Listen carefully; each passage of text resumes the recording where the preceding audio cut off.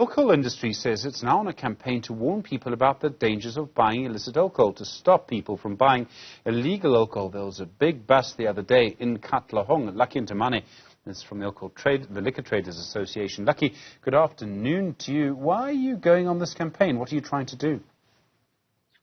Thank you so much, Stephen, for the opportunity. Also a pleasure talking to you.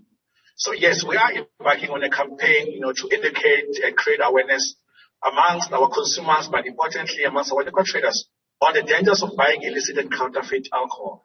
In fact, we see the illicit and counterfeit alcohol as an economic pandemic against the alcohol industry.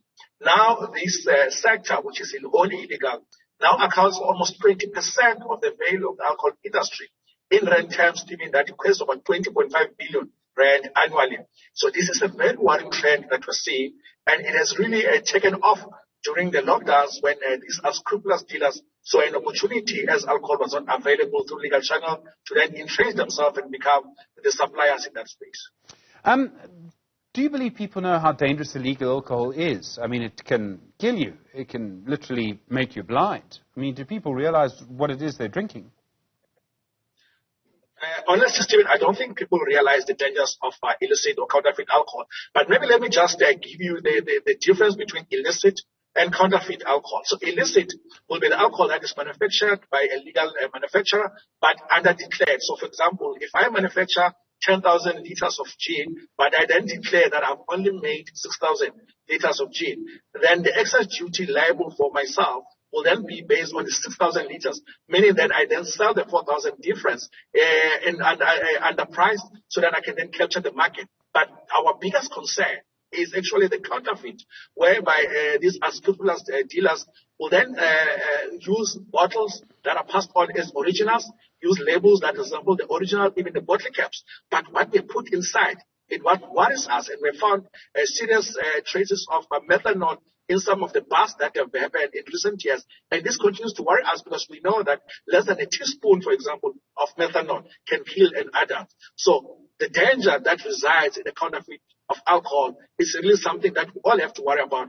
That's why we're embarking on this campaign together with the Consumer Council of South Africa so that we can educate and create awareness around these dangers. There are all sorts of issues here. I mean, why do you think people do it? Is it about cost? I mean, isn't illegal alcohol, fake alcohol, often a lot cheaper? Is that the issue? So the research that was done by Euromonitor found that actually the illicit and counterfeit alcohol is 45% cheaper than the normal alcohol. And we are actually using this scenario to warn the public that if you find yourself having to buy alcohol that is cheaper than what you are accustomed to, then you need to ask yourself if this alcohol that you buy is indeed safe for you, but also to a sense check on the packaging.